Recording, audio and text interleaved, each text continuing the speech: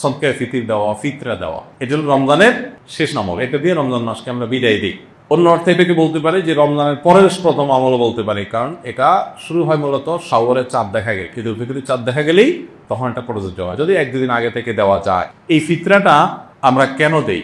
ফিতরা দেওয়ার উদ্দেশ্য কি? নবী করিম সাল্লাল্লাহু আলাইহি সাল্লাম দুটি উদ্দেশ্যের কথা বলেছেন। এক, তিনি বলেছেন যাকাতুল ফিতরি তুহরাতান লিস-সাইমি মিনাল লাগবি ওয়ার রাফাস ওয়া তু'মাতান লিল মাসাকিন। প্রথম কারণ হলো তিনি বলেছেন যে এটা হলো রোজাদার ব্যক্তি সারা মাস জুড়ে যে সিয়াম সাধনা করেছে, ইবাদত বন্দেগী করেছে, যে মেহনত মুজাহাদা করেছে, এই সারা মাস জুড়ে ইবাদত বন্দেগী করার ফলে তার মধ্যে অনেক অর্জন যেমন হয়েছে, এমন অনেক ত্রুটিও ছিল। রোজাটা রাখতে গিয়ে সে কখনো অনর্থক কথা বলে ফেলেছে, রোজা রেখে অনর্থক বেগুড়া কথা বললে রোজার প্রাণ আপনার ক্ষতিগ্রস্ত হয়, রোজা নষ্ট হয়, রোজার রূপ থাকে না, রোজার মান কমে যায়, কোয়ালিটিতে ঘাটতি হয়।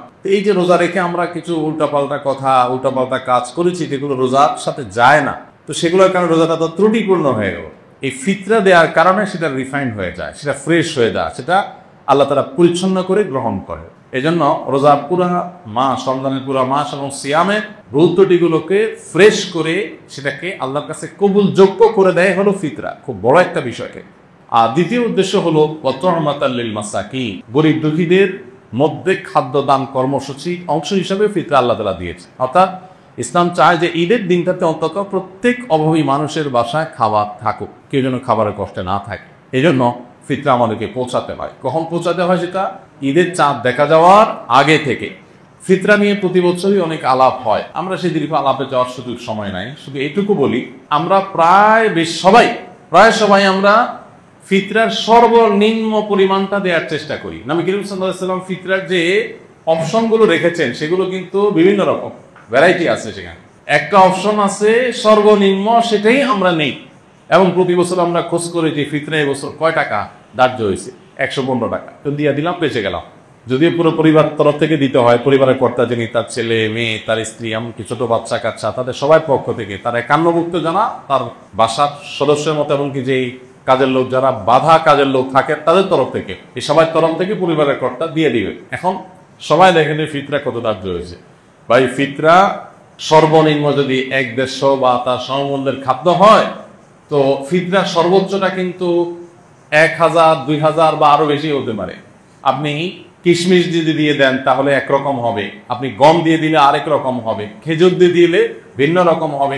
তো অনেকগুলো অপশন আছে। তো আমরা সর্বনিম্ন গমের আইটেমটা বেছে নিই, যেটা সবচেয়ে সস্তা, এটা দিয়ে আমরা দেওয়ার চেষ্টা করি। কারণ আপনি কিশমিশ যদি চিন্তা করেন তাহলে কিশমিশের কেজি কত আর গমের কেজি কত, অনেক বেশ কম হয়ে যাবে। এই জন্য আল্লাহ তাআলা যাকে যতটুকু সামর্থ্য দিয়েছেন তিনি সেইভাবে ফিতরা দিবেন।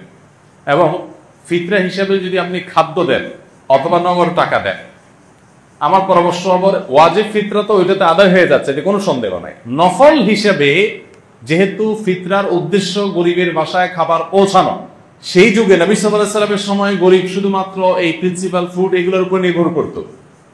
চাল, ডাল, আপনার ডাল তো না, আপনার গোশত অথবা আপনার আটা, ময়দা কিংবা গম, এগুলোর উপরে নির্ভর করতো মানুষ। কিন্তু এখন মানুষের জীবনের যে আপনার জীবন ধারণের যে পদ্ধতি, প্রক্রিয়া, মানুষের যে লাইফস্টাইল, সেটাতে যথেষ্ট পরিবর্তন হয়েছে। তো ঈদের দিনে গরিবের হাসি, গরিবের আপনার আনন্দ, এটাকে পরিপূর্ণতা দেওয়ার জন্য আমার পরামর্শ থাকবে যে ফিতরা হিসাবে যা দিচ্ছেন আপনি এক্সট্রা হিসাবে, এটা ফিতরার অংশ না, বোনাস হিসেবে নফল হিসাবে আপনি তাকে পারলে 2 কেজি মুরগি কিনে দেন। গরুর গোশত অনেক দাম, 1 কেজি গরুর গোশত, 2 কেজি গরুর গোশত কিনে দেন, একটু পোলাও চাল কিনে দেন, একটু সেমাই চিনি কিনে দেন। আমি প্রতি বছর এই কাজটা করি আলহামদুলিল্লাহ। ফিতরা চা করা এর বাইরে একটা গরিব পরিবারের ঈদের আনন্দ হওয়ার জন্য বাসায় ভালো খাবার দাবার প্রস্তুত করার জন্য যা যা দরকার তার একটা প্যাকেট তাদের বাসায় পৌঁছে দেন, তাহলে তাদের আনন্দটা ষোলকলা পরিপূর্ণ হবে ইনশাআল্লাহ। এটা আমরা করতে পারি। বিশেষ করে দ্রব্যমূল্যের ঊর্ধ্বগতির এই সময়ে অনেক মানুষ যারা আমাদের কাছে মুখ ফুটে বলতে পারছে না, অনেক কষ্টে আছে। আমরা কল্পনা করতে পারছি না যে এই মানুষটা খাবারের কষ্টে আছে। এরকম অনেক ফ্যামিলি আপনার আশেপাশে আছে, আপনি খোঁজখবর নিলেই দেখবেন। রমজানের শেষের দিকে এসে দামের পরিমাণটাও বাড়ানো দরকার। তারই অংশ হিসেবে আমরা ফিতরাটার পাশাপাশি আরও বিভিন্ন খাদ্য আইটেমগুলো গরিবের বাসা, বিশেষ করে ছোটো বাচ্চা কাচ্চা থাকে, তার জন্য ঈদের একটু কাপড় চোপড় পাঠায় দেয়। তাদের আনন্দটা যে কত বেশি হবে সেটা হয়তো আপনি লাখ টাকা দান করে কোনো সময় সেটা অর্জন হবে না। সবসময় নগদ টাকা দান করলে সব বেশি হয় তা কিন্তু না। আমি সৌদি আরবে দেখেছি কিছু মানুষকে, সেখানে অদ্ভুত অদ্ভুত মানে নেকামরের প্রতিযোগিতাকারী মানুষদেরকে দেখতাম, যেটা মানে কল্পনাও করা যায় না যে মানুষ কত ভালো কাজের জন্য খোঁজে। আমার একবার মনে আছে যে কোন একটা সুপার শপে কেনাকাটা শেষে, এরকম রমজান মাসেই হবে, আমি বিল দেওয়ার জন্য কাউন্টারে আসছি। তো এক সৌদি নাগরিক আমার লেবাস পোশাক দেখে বুঝছে যে বাংলাদেশি। তো বাংলাদেশি মানে মনে করে তারা গরিব মানুষ, আর আসলে আমি গরিব। তো আমার পিঠে এরকম আস্তে করে আলতো করে হাতটা রাখছে খুব সুন্দর করে, মানে যেটাতে আমি মানে রাখার তো একটা ধরন আছে, আস্তে করে পিঠের উপরে হাতটা রাখছে, মানে খুব কোমলতার সাথে, স্নেহের সাথে। স্নেহের পরশতে হাতটা রাখলাম, আমি ফিরে তাকালাম, দেখি যে সৌদি নাগরিক, আমি চিন্তা। তো সে বলতেছে যে যদি তুমি মনে কিছু না করো, তোমার বিলটা আমি দিতে চাই। আমি দুনিয়ার বাজার করছি, হয়তো ঈদের জন্য বাজার দিচ্ছি, তো কয়েকশো রিয়াল হয়েছে। উনি বলেন যে যদি কিছু মনে না করো আমি দিতে চাই, হাদিয়া, গিফট, জাস্ট গিফট। কি বলা যায়, গিফট দিবে, নিষেধ করার কিছু নেই। বললাম ঠিক আছে, তখন উনি দিলেন। আমার কাছে আইডিয়াটা খুব ভালো মনে হলো। আপনি বাজারে চলে যান, বাজারে যে দেখবেন বহু মানুষ মাছ বাজারে কাচুমুচু করছে, ছটফট করতেছে, একবারে মাসালা কাছে আবারও মাসালা যায়, তার মানে বাজেটের সাথে তার চাহিদার বা প্রয়োজনের মিলাতে পারছে না বেচারা।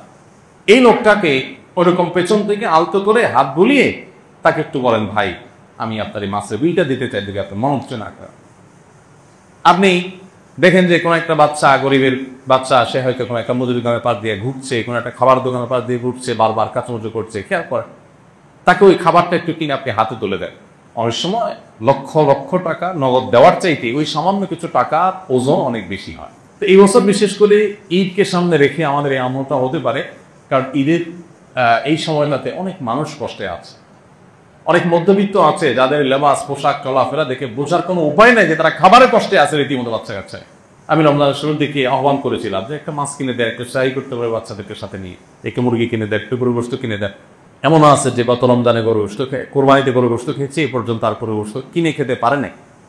তাকে আপনি 2 কেজি গরু গোশত দিলে তার বাসায় আনন্দটা কোন পর্যায়ে চলে যাবে।